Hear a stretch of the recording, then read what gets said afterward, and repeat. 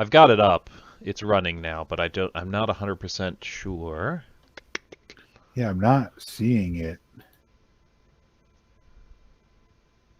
in videos or on home. No, it's gonna be like it's gonna be whatever it is /live. It'll be like /live. I'm trying to see if I can Like find. Oh, stream URL. Here we are. Is that what I want? like that's messed up that I couldn't find it even being on the I Think You Think podcast page on YouTube. Oh wait, no, there it is. All right. It's up. Oh, okay. I need to mute it though, or it's going to be super confusing. But at least you can see the little bit of work that I've done. It's true. It's weird. I feel like I'm backwards. Well, that's just the way you are. I mean, if you want, you can flip your. No, it's totally fine. It's oddly. No, you just want to complain. I mean, I can. Hold on. Just hold on. Hold on. I can fix If I wanted this. to complain, I would find a way to complain. I don't need. There. How do you feel now? I've got to wait for it. There's a little delay. All right. That seems like normal to me. That is right. Okay. That is correct. All right. I mirrored it. I flipped it. I think that's how we look in the real world. All right. Good. I just realized that I didn't get my restream thing set up here, so this is fine. Let me log out of that. So this box underneath would be the chat. Welcome to live chat. Remember to guard your privacy. So when we have our dozens to thousands of 100%. viewers, Yep. that's where they'll be commenting about all of this. I'm excited. I think 20. People have been waiting for years for this, you know. Oh, that, 100%. right? They've been beating up our comment section nonstop. Oh, there we go. Right. So there's settings, embed in stream. And chat background opacity.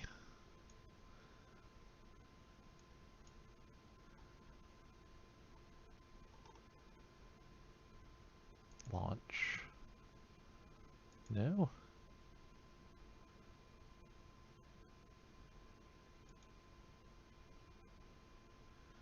Oh, I guess I won't do that right now. I'll have to deal with that later. I was going to try to get the chat up and set up, but just kind of dumb. I should be able to. I'm just going to test it real quick. Test. No. Reload.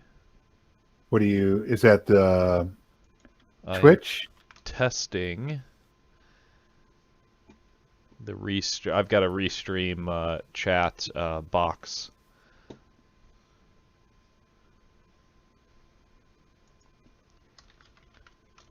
I see it. Test. It's not coming through. I see it on the YouTube. Oh, are you streaming or right now? I know we're streaming on YouTube. Are we streaming? Oh, yeah, I just saw yours. Yeah. Okay. Are we streaming anywhere else? No, just YouTube. Okay. All right. That makes sense. I just realized that my why can't I see the live chat? Like all right, I'm just gonna do it this way. I can at the moment, I guess. Okay. If we're looking All right. in the YouTube chat, because I saw that you typed test and I typed test. So if anybody, we don't anticipate anyone being in chat at all. No. Like it's like we've woken up from the dead in the middle of the desert. Like nobody knows, nobody cares at the moment. Yep. Okay. All right, then cool. Won't won't worry about it. All right. I'm ready to go whenever you're ready to go.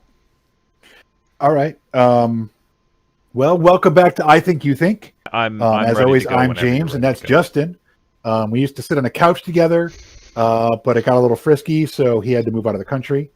Today, we're going to be talking about a couple things we saw in different articles. And yeah, sorry about the 6.5 year hiatus, but we're back. Justin, how are you doing today?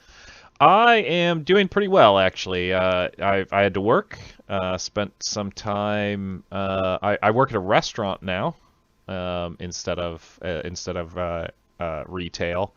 But yeah, a lot of work is a busy time as we try to deal with all of this COVID stuff that's been going Yeah. around. So, but aside from that, pretty good. I am a little, I guess, wiser than I was 6 years ago. A little fatter, a lot fatter. I got like 25, 30 pounds of pandemic weight. I put on a lot of weight when we went into lockdown last year. So cool. Yeah. But you and I both, it was really pretty cool because I guess you and I both sort of felt like we wanted to do something. We wanted to bring something back. We wanted to do something, and this just seemed like kind of a natural progression. Yeah. I mean, we both know the format's going to be a little bit different than it was before. Um, but I think you'd agree that we both kind of like the ideals behind I Think You Think. Yep. And it seemed like a good platform to continue off. And it's always nice to have, you know, I don't know, the email, our massive email list. So expect everybody, expect crazy emails from us. Those that are on the list already as we record this. You Yes. know. Yes. But how are you? How are you? You asked me, and then I kind of went right into not returning the how are you? Well, how's your day been? I'm good. I am doing school right now, so I'm not a restaurant manager at the moment, at least through the end of spring. Not sure what we're doing come summer. Um, Again, we are dealing with pandemic related stuff as well, and just waiting to get our shot to get the shot, or shots, depending on which version we are opting for. Um, and just the snow is finally melting here. We got hit with a lot of snow. It just kept building up. We had to shovel a path for our dog, and our dog is like a German Shepherd Lab mix. She's like 80 pounds, but we had to like shovel an area so she could like kind of get started, and then she'd barrel her way through. Um, but overall, it's been good. It's been we're looking towards some warmer weather as stuff melts next week, getting into like the low 60s. So that should turn all the snow into mud, reveal all the poop that our dog has left us in the backyard. So, I've got bright days are one coming. one just problem, real quick. Low 60s. Can you convert that to Celsius for me? No, I'm in America. So if you want to find some sort of online calculator, I've converts I've Fahrenheit done to it. Celsius, I've done it a bit in my head, coffee to and I'm tea. guessing. Let's see. About 14. It's gonna be about 14 degrees. Just I doing it will. in my head. How many feet is that? How many feet is that? I'm really not sure. I don't Can't know. do the I conversion. deal in meters now, and except they do miles per hour over here. Really? Yeah, yeah. Car the light the speed limit things are all in miles per hour. It'll tell you like how far away an exit is in yards. So to like 300 yards to the exit. It's really weird. It must. I don't know. That is an interesting little you know, like everything else is metric, but for some reason, Yeah, I don't know. yeah. For those, because obviously my move over here to the UK happened after I Think You Think. It happened at the tail end of Dollarwise Gamers. Right. And so yeah, I actually live over in the United Kingdom now, um, where my wife's been studying and working. Now she was working on a master's. Now she's finishing up her PhD. Should be done by the end of this year. Um, in archaeology, so she's the cool one. Uh, I just work in retail. But yeah, so that's kind of what's been going on for me, I guess, over the last couple of years. Excellent, excellent. Well, shall we get to our first kind of conversation topic? 100%. Let's dive in. All right. So our first one I think we should go over is the cuttlefish passing the marshmallow test. Now, the marshmallow test, for those that don't know, is, I think, and correct me if I'm wrong on any of this, Justin, if you're, but what they would do is you give a young child, elementary school age, normally on the lower side of that, like maybe 5, 6 years old, I think. Yeah, it's about that. Yep. But give them one marshmallow and say, if you hold on to this marshmallow, I'll give you two later. And then wait like 15, 20 minutes. And I could have a lot of these details wrong, but basically it's that. And, it's a test to see for delayed gratification. And I know in the article, they were saying that there are certain animals that are good at it. And of course, it's the one article I don't have up right now. Yeah, the animals that are already pretty good at it are like corvids, which are like ravens, or ravens are a type of corvid. Okay. Primates, and Parrots. Parrots, yes. Yes. And the cuttlefish is the first invertebrate that has ever passed the test. And cuttlefish, for those who don't know, are related to squids and octopuses or octopi. I've heard, from what I understand, octopuses is the correct plural. I don't know why, and I haven't looked into that, but like people that I would trust would know use the term octopuses, not octopi. Well, the site we got this article from is livescience.com. Cuttlefish passed marshmallow test. And they use octopuses. So okay. And they have science right in the name, so they got to know what they're talking about. Yeah, exactly. All right. So what were your thoughts thinking or reading this article? I think the thing that I find really kind of fascinating about this, and kind of cuttlefish and squids and octopuses, I was going to say octopi, octopuses, all of those, because every once in a while there are these articles that come out about octopuses and squid and things like that, because they're very, very weird, like almost alien-esque. On this planet, it just seems like a wonky thing. But I thought the thing that I thought was really interesting about it is just that the ones that typically pass this marshmallow test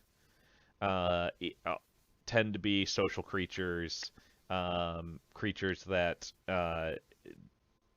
would see a purpose to like a delayed gratification, and they've got some reasons for why they think the cuttlefish went through this delayed gratification. But I don't know. I like sea creatures and things like that. So I thought it was pretty fun.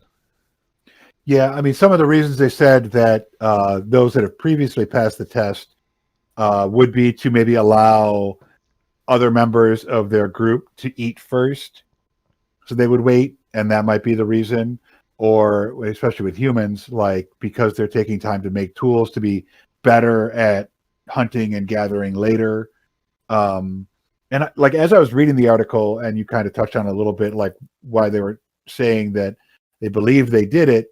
But while I was reading it, I'm like, is this very much a result of just their natural kind of tendencies, the way they hunt, the things they do? It's just it's already kind of like when you put the test in front of them, because of the way they already kind of go about gathering food, they pass the test just because of that, because of the strategies that have allowed them to survive before.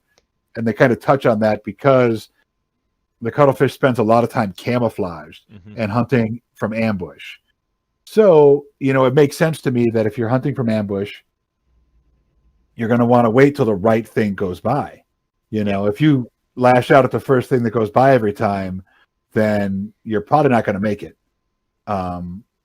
And they don't, and they have made it, obviously. So that's kind of the feeling I got. I mean, it's interesting that they passed the test, but it seems like it might come from a very different place than why, of course, humans can pass the test. Although I think our ability for delayed gratification is getting shorter and shorter, or less and less. But that's a whole nother podcast. Well, I mean, it's interesting that you sort of bring that up, and this is definitely off the topic. But anytime anybody always brings up the marshmallow test, I don't know. Are you aware that that original marshmallow test, they have redone it multiple times, and they found that it doesn't always hold true, because a few things that they didn't control for in that test are things like socioeconomic status, what kind of, how much, like those children actually, what is the financial situation for them, what is the food situation like in their own home, that they didn't control for, or anything like that. And so one of the takeaways from the original one was then they followed these kids throughout their as they were growing up, and they found that the ones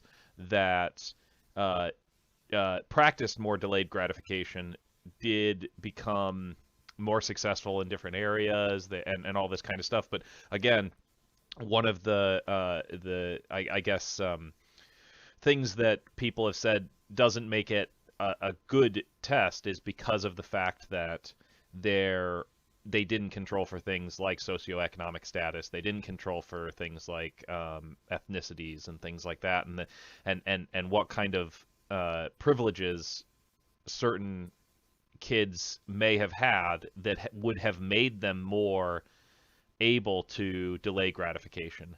Because if they were growing up in a home in which, this is kind of like this, I struggle with this because this is kind of the home that I grew up in. You open a bag of chips or something like that. If you don't eat a lot of those chips, like the next time you go back to that cupboard to see if the chips are there, they're gone because there's so many kids, there's so many people in the family, all that kind of stuff. So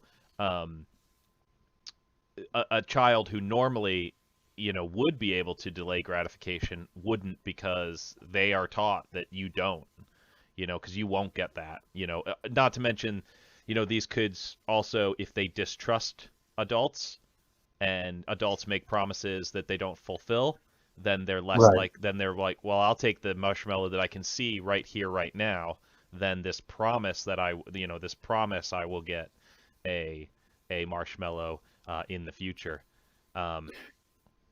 An interesting thing, when you were talking about like different socioeconomic, I thought the reverse of the way you were going to go. Like the more well-off people might be like, well, I always have whatever I want. I'm just going to eat this marshmallow because when I go home, there's 10 bags of marshmallows. And, like I grew up pretty poor, and it's, there's that aspect of the reverse. And this is just me thinking about it off the top of my head, not based on any science. But that, the waiting to get the two, is more benefit, and that, it's worth the waiting because I need two. I need two more than I need one. But without controlling for that, you don't know if there's variance. Yeah, and the other thing they mentioned is they don't know how many of those kids maybe didn't even care about marshmallows. It's like, marshmallows, I could care less, like, so I'll just take the one because I don't really want to sit here for 15 minutes to get a second marshmallow for something I don't care about. Which is funny because they spent time studying the cuttlefish to see what their favorite food was. They did. More respect for the cuttlefish than the kids however many years ago. All right, so it seems like our summation is that the marshmallow test isn't very accurate, but it's really kind of neat that a cuttlefish passed it. 100%. All right. If you disagree, please comment politely below on the video here, and we will try to pay attention. We put out one of these at least every 6 years, so so you got plenty of time. Plenty of time. All right. So, second issue, and there's been a bunch of articles about this, and this is a little closer to home, but not really in your backyard anymore because it's the EU that did it. The right to repair that just passed in the EU. And there's a lot of these kind of going around. I looked it up. There's like 14 states in America that have different versions of this. The one in the EU just went live. And for them, it's going to apply to lighting, which is really vague to me, but lighting, washing machines, dishwashers, and refrigerators. I'm not sure why we're disrespecting the dryer and the oven. I don't know about the oven, but I can tell you about the dryer. Dryers are not a very common thing, at least in the UK. I couldn't speak to the rest of the EU. But I believe you are correct. Yeah. Now that you're saying that, I'm reminded of having watched stuff about that. Yeah. Yeah, because I mean, even in our house here in the UK, oh, yeah, sorry, I froze on me, and I don't know how that went out on the stream, so I just stopped talking. We bought a washer that also dries, so after it finishes washing, it goes into a dry cycle, and it's all one unit. Which is a weird thing that I didn't even know existed until I visited the UK back in, I don't know, 2013, I think was the first time. All right, so that might mean that because of the nature of those things, it's like either washer or washer with dryer built in, that maybe they're covered. Yeah. Either way, I think it's interesting. I think I love this. I think it's long overdue. I think they haven't even begun to go far enough. Yeah. And I could rattle on about this forever. There's a whole, so like I know this is what they're covering, but the thing that this makes me think of is smartphones. Mm-hmm. They kind of set you up like you're supposed to get a new smartphone every other year. And then when you get that smartphone, like Jamie, my fiance, just got a new smartphone not too long ago, and the charging cable's not the micro USB, like the 1,000 we have in the house. So now we have to, it comes with one, fortunately. But then USB-C? I don't know, it's a little more rounded on the sides. Yeah. I don't remember. Okay. Yeah, it's a USB-C. All right. And I don't know if that's the new standard because they weren't selling enough cables. I think it is the new standard. Mine has that. Yeah, it drives me crazy. Like, I mean, I don't know why we're changing it, but that's a whole nother in its own issue. But you need, so now we need to get like at least one more cable, so we have one in the car, and you probably need to get a new case, and you might need to get a new SD card. And then what happens to that other phone? Like it's all these really valuable resources go into making these tech devices. And instead of making them that last a long time, we're just trying to push them out, and then not make them repairable. So I think really getting to the point where these things that we use every day that are really important to us, like a refrigerator, a washing machine, yeah, those are super important. But there's also like our laptops and our smart devices that we're really using every day. I think I love this. I think there just needs to be more of it. I don't think anyone has quite gone far enough yet. How, like, it says for because right now it doesn't look like there's too much in the realm of electronic goods. Because I don't think mobile phones and stuff, if I understood reading through, that didn't include mobile phones. No, not at all. But it's something that I feel like that's where it needs to get to. But yeah, it's definitely not covered yet. It's for the bill we're talking about, the EU, lighting, washing machines, dishwashers, and refrigerators. Yeah. The lighting is a weird one because I mean, LED lights or something. It just seems weird. What would you repair on lighting? I don't know. Yeah, like I don't know. Like thinking around at my lamps and stuff. Fixtures maybe pretty easy. Yeah. Yeah, like I don't know. Like I agree. Lighting it's a weird one in that list.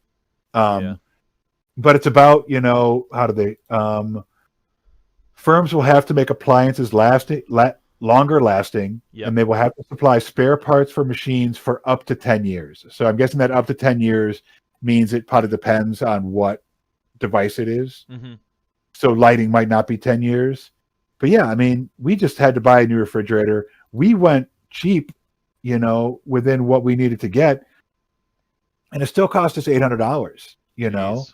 And $800. I mean, that was cheap, man. Yeah. Like you can't get much cheaper than that to get a new refrigerator.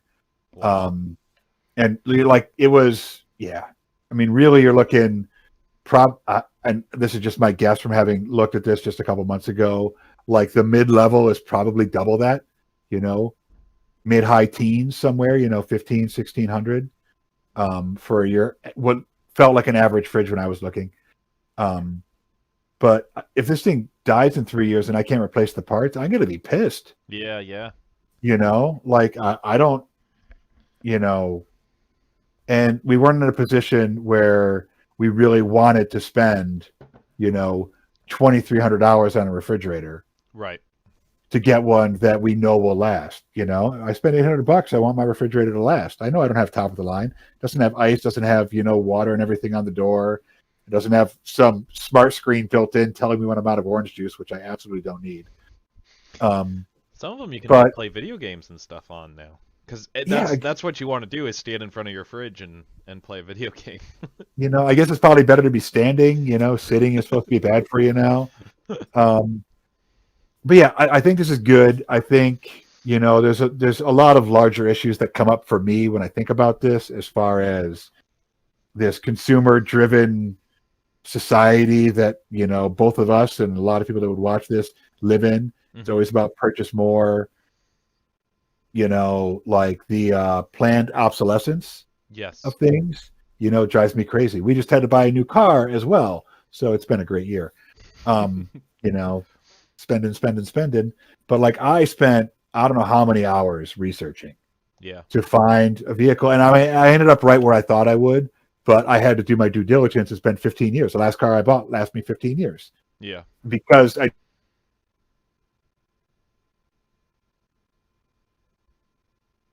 the same manufacturer, and it makes me comfortable knowing the money's been going to be spent, but there's a reasonable chance that in 15 years I'll still have that, and I think we all want that. Who wants to spend $1,500 on a laptop, maybe more depending on, like, if you want a gaming laptop, $1,500 is like the entry point. You want a basic laptop, $500 can get you there. If you're paying attention, you do your research. But even that, if that's what you can afford, you don't want in 2-3 years to have to spend that money again. Yeah, and especially if you're wasting money on a gaming laptop instead of getting like a gaming tower. Right. Then you can just upgrade the pieces you want. It's true. Great. But a lot of people like, gaming, like portability is big for people. Mm-hmm. Laptops are, in the modern world, they are more useful, I guess. They're more functional for the lives we lead, to be able to move from here to a different room. All I needed to do is drag my laptop, the camera, a couple little extras. I don't even really need, the camera and the headset. I could bring my mouse, sorry, bright lights, my keyboard with if I wanted to, but I don't need it because that stuff's built in. And I could go into the basement. I could go do this outside. So, the fact that, you can repair the computer, in some ways. In other ways, you can't. Like, you can't, if your graphics card, something goes out, you can't take that apart and fix that. Yeah, you would have to just buy a whole new graphics card. But that was one of the things that I was wondering in the electronic stuff, like how small. I'm wondering, did they want to go in terms of right to repair? So let's say, an electrical board goes out on your washing machine. It's a fancier thing. Is it the right to repair is we will provide, for 10 years, a replacement board, which would make sense. You pop the board out, you unscrew it, you unplug a couple of things, you plug other things back into it, screw it back in, good, you're good to go. Or is it like, we provide all of the little micro components and you can unsolder them and remove them from the electrical the computer board and reattach them. I think it's more the former than the latter. Because that also makes sense for. I mean, you have to make it somewhat reasonable for the manufacturer. Yeah. Because if they have to keep all those little parts that go with it, I mean, eventually it seems to me like that would progress into them making stuff that is cross compatible. Mm-hmm. Stuff that's functional for many things. So you have to make a better piece because you want it to last because you don't want to have to, deal with those repairs. And also now you can use it for multiple things. But the gist I get from the right to repair thing in general is they need to be reasonably accessible. So normal tools, you shouldn't have to have special tools to get into the back of your washing machine. You should be able to use normal tools to get in there, take out that motherboard, and then put in the other motherboard. In addition, whoever made the appliance also needs to be able to supply those parts, that motherboard in this example, for up to 10 years, whatever it might be. There's a whole other side of this, though, beyond just these consumer electronics. There's a big push in America, and I'm not sure if it's in the EU as well, for farmers. And like when they have because their equipment can be very high tech. Like you think of a tractor, you probably don't think of high tech. You probably think it's like a skid steer or a bobcat, and it's just a couple levers. But a lot of these things are super high tech, and they do not have the ability to work on them themselves. They don't have access to the software to work on them themselves. And and it's hard for the small farmer. It's already like super hard. So it's really, it's not just, you and I or young kids who want to fix their phones. Like this reaches into areas you wouldn't normally think the right to repair. Mm-hmm. Yeah, because I read through the article that you had sent over regarding that, and it brought up one thought that I had overarching for all of the right to repair. If with the software being an issue for the for the tractors and things like that, and them being concerned about other people having access or using that software to have access to IP, intellectual property within that software, it made me wonder, do you think that it would drive the prices of things like the washers and the refrigerators and up because now the manufacturers, the creators, the owners, whatever, it's going to cost, potentially, if it costs them more to create pieces that are either easier to uninstall and reinstall with certain kinds of things, or is it more just, well, we've always done it with these screws because we wanted to make it difficult on the consumer because we wanted the consumer to contact us for it. And so now that we're losing out on these repair costs that we could have been charging a consumer or a third-party repair company or whatever, now we need to recoup that somewhere, so we're going to charge more now for the washer.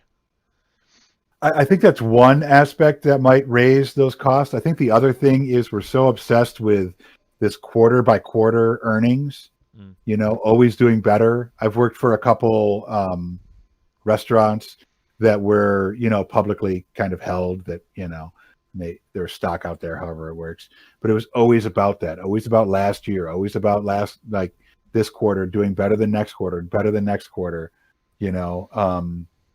and I think that's where the problem lies, because if you start selling everybody refrigerators that last like they used to, not to be one of those old people that's nostalgic, like they don't make things like they used to. In a lot of ways, it's totally true. But you start doing that, now you're selling less refrigerators. If refrigerators before lasted for 3 years and now they last for 10 years, that's, roughly like you're selling like a third less every year, or is it 2/3 less? I can't do the math off the top of my head to make that work, but you're definitely selling less refrigerators. And if you're selling less refrigerators, you're making less money. And that is the other side of, what could drive up cost of refrigerators. Or now they're trying to get you to buy the new refrigerator. Will the, trade in your refrigerator to get this new refrigerator kind of deal? They start running things like that. Like, we'll come take your refrigerator away and take 200 off this new refrigerator. Um, I think part of it is the consumer's right to repair. For me, another big part of it is the issue with, actually taking care of our planet a little bit and Yeah. stopping trying to like just, strip it of all resource to make money. And some of those are whole stories on their own, and some of the specifics of the things they need to get to build smartphones and tech devices. But that plus, all the things we're throwing out and we can't properly recycle is again a whole other thing. But yeah, I think we'd see cost increase for both of those reasons.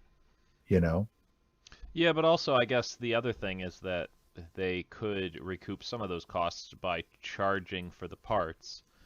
So, I mean, you were talking about the refrigerator lasting for 10 years, but it doesn't necessarily have to last for 10 years. They just have to be able to provide the parts for up to 10 years, and then it becomes up to the consumer to go, well, what's worth it more to me? Can I, buying a new part, let's say, is $55, 55 quid, depending on which side of the pond you're on. it's dollars, everybody. It's dollars. But and a 4 hours of my time, or let's say it's 55 sounds really cheap for a part for a fridge. Yeah, 150, 200 yeah, bucks. yeah, Yeah, yeah. Do I maybe do I more. spend a long weekend, and $200 for a part and tear my fridge apart and try to fix this myself, or do I go drop another $800 on a whole new fridge? You know, and I'm I guess probably maybe for there could be a lot of benefit maybe in a business that buys more of these broken, units that are within the 10-year range, where the manufacturers still have to provide the parts for. It's easier for them to get parts, and they can repair it and sell it secondhand a bit more. I mean, I Yeah, know that there are places that do that now, but they're it, fewer and fewer than they ever were, yeah, for sure. Yeah, I think there is the possibility, like you could still do planned obsolescence with something like that, yeah, where you're selling these, whether refrigerators is the kind of thing we're sticking with. You're selling them knowing they're going to break, and then it's, you have to make sure that the like this motherboard we've been talking about is available, but how much, like, what do you have to charge for it? yeah. And can it be proprietary? Can you allow other people to make it to sell replacement parts? Because if you can hold on to it and make it so it's not, you can put people in a tough situation. Yeah, exactly. And I that would be one of those things that would be interesting to know what the line is on that right to repair. I didn't see anything in the article that tended to answer that question, and I'm sure if somebody wanted to do the deep dive on it and try to figure it out, but at the very least, I mean, I like the idea as somebody who's torn apart multiple computers, laptops, phones, replaced screens, replaced batteries, replaced all sorts of things on electronics. The idea that I wouldn't have to have a special set of tools to open up my phone. I wouldn't have to have, all these different kinds of things in order to get it to work and to tear it apart and to feel a bit more confident about it. I like that idea, just in general. Oh yeah. Regardless, I think being able to order the parts that you want, knowing that they're coming from the manufacturer, would make me feel a little better, because how many times I've had to look on Amazon and eBay for a part for a phone, and I'm like, I think that this is the right one. It looks pretty much like the right one. The numbers seem to match up, and then you get it, and it's like, oh no, actually, this is a /E instead of the like /F version or whatever, Yeah. and so this doesn't quite fit. And it I guess knowing that there are companies out there that would do something like that. It would be interesting though, mobile phones, because I wouldn't want a phone that was 10 years old. Why? Like why wouldn't I want a phone that was 10 years old? I mean, like not a phone that's like 10 years old from now, not a phone that came out in, 2011, but your phone that you have right now, what would be wrong with it in 10 years? It wouldn't be cool enough. All right. Well, we're definitely on different sides of the pond there. Like, I want to spend I'm willing to spend $1,000, and I know that's not even the top On a end on phones phone? anymore. Yeah. Jeez. I mean, I never have, but Oh, if I okay. knew that it would still be good in 10 years, like actually still good, because once you get to that point where you have that kind of ecology with something, then it becomes something that can last even longer. Because the Yeah. parts are out there, like 10 years is the point where the company needs to be out, but the supplies are still there. It's not like they're going to throw them all. I mean, maybe they would, but generally you wouldn't anticipate that they would just, burn them all. So those parts would still be there. So you could take a phone that lasts 10 years and make it last 20 years. Because realistically, how much different is the phone you have now from the phone you had right before it? Well, the phone that I had before was an LG G4, and the one I have now is an LG G6. Oh, So so completely different, you're clearly. like completely, you probably forget that the second one's a phone. Like, oh, that's a phone now. It looks so different. Well, the one before the G4 was a G2. So So, you know. maybe we need to talk about your hate of odd numbers, but that's another podcast. Um, yeah, I mean, I think there's a lot of possibility here, but there's also a lot of possibility of loopholes. I imagine like appliance subscription, get 25% off all your parts by just paying the 5-month subscription on your washing machine for the next 10 years. Yeah, but the like extended warranties and stuff like that already exist. It would be something similar already, you would think. Yeah, Um, oh well. I mean, it's it would be it would be interesting to know the counter to why this is bad, because there's always somebody who says, "No, this is a bad idea. We shouldn't do this." Um, yeah, but you have to trust that the person saying it isn't, spouting for the companies that are going to lose money converting to this. that doesn't that doesn't matter, because because we just need to know what the other side of it is. But it would be interesting to hear if somebody had a thought as to what would be the negative to this. I And could guess. yeah, I could guess. yeah, You want me to guess? yeah, yeah, yeah. I think that they're going to say that it's really the consumers that are going to pay the price. It's the consumers that are going to pay the price because it's stifling the free market, blah blah blah blah blah, and the money's always going to have to fall. Like the extra cost is always going to have to fall on the consumer.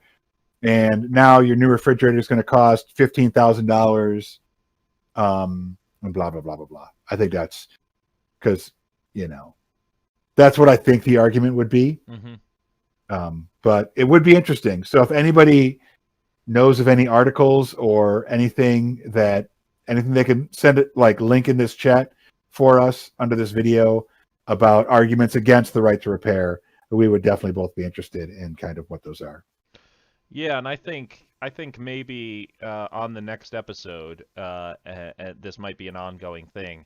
Um, when we bring up like ideas for what would be the counter, maybe we can address it at the beginning of the next episode before we go on to whatever our topics are. All right. So we are just kind of trying to figure this out as we go. So if you guys have any suggestions, we are more than happy to listen. Indeed, indeed. We have 2 viewers, but I think that's you and me. That's you and me, I think. Right. Yeah. Hey, at least Yeah. we're loyal. We're not watching something else on YouTube while we're recording it. Oh, I don't think I could, because then the audio would come through Oh. for the stream. And then Yeah, and then I think we'd be violating some terms of YouTube. So, all right, cool. Well, I think that's it, isn't it? Yeah, I think I think we went over 2 articles. Got our it was episode 83 or episode 84 or something. I think you think. 83, yes. Episode All right. 83. Or I think you think version 2.0, episode 1. Yeah, That's yeah. probably. Season But season season 2 or came back after a long hiatus. If it happened with us, it could happen with Firefly. So Oh, wouldn't that be nice? I think let's get those. Let's start sending those emails again. Hit up Fox. Let's get it Joss back on Whedon. the Do you air. think Joss Whedon would be willing to go back and do Firefly again? Maybe. I mean, I think it'd be. I mean, maybe. Who knows? I have no insight on that. Whenever, but You I think with know, all this it's weird time, you never know. way off topic. In the episode in Firefly in which they had a button rigged up that when you press the button, they would press the button, it would recall the two ships to come back. Okay. It was when the Serenity had like lost power and Malcolm was trying to fix it.